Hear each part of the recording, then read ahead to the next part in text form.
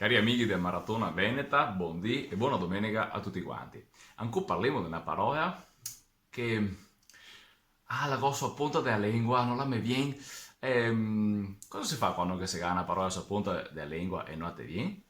Ti già un dizionario.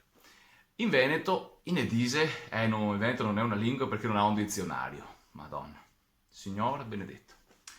Mi tocca dire chi gara sono, perché il Veneto non ha un dizionario.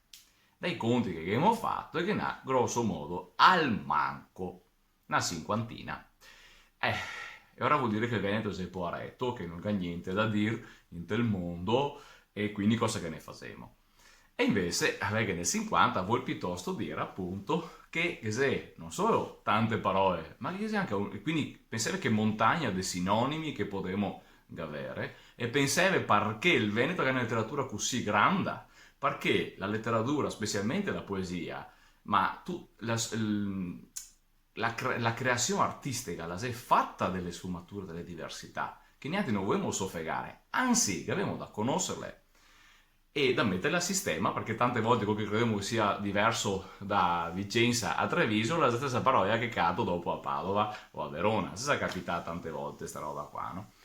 E di conseguenza, quando che noi abbiamo un dizionario veneto, che ne abbiamo più di uno, qua sopra, vedi a me, librerietta, abbiamo dizionari del Veneto, là che è il dizionario della lingua veneta, per esempio, là che è i dizionari del Veneto brasiliano, Veneto sul Rio Grandense, qua che c'è anche il dizionario veneto di Cipilo, questi qua sono tutti quanti i dizionari della parlata veneta dell'Istria, e là che ne c'è anche altri in totale, c'è il dizionario etimologico durante Turato, che c'è addirittura che è un dizionario, perché se questo è vero, non sono i dizionari delle varietà, che c'è anche i dizionari delle bilingue, quindi che il dizionario veneto-inglese, in quel caso del veneto brasiliano, che c'è addirittura il veneto portoghese, ovviamente, e niente, che siamo qua, e abbiamo il dizionario italiano-veneto. Perché questo qua avevo fatto vedere?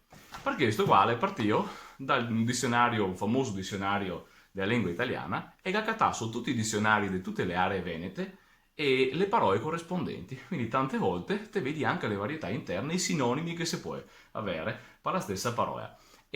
Ma cosa vuol dire anche? Vuol dire che tutte le parole che ha l'italiano e il veneto e puoi averle senza problemi. Dopo che siete le parole che in veneto non mi etino che ho mai do parà.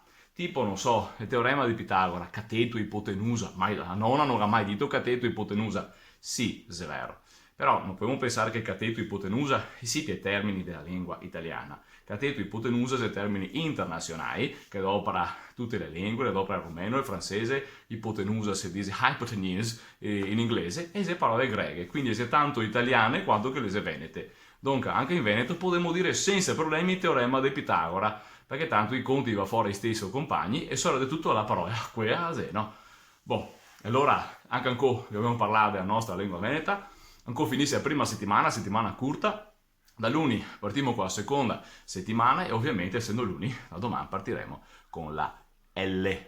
Bon, allora, se sto video non è niente mai, strucca e iscriviti al canale, se ti gusta e ti contenta, strucca mi piace e poi commenta. E adesso tagliamo la giornata del ancora. 97 fatto, e ne manca 96. Ciao fioi.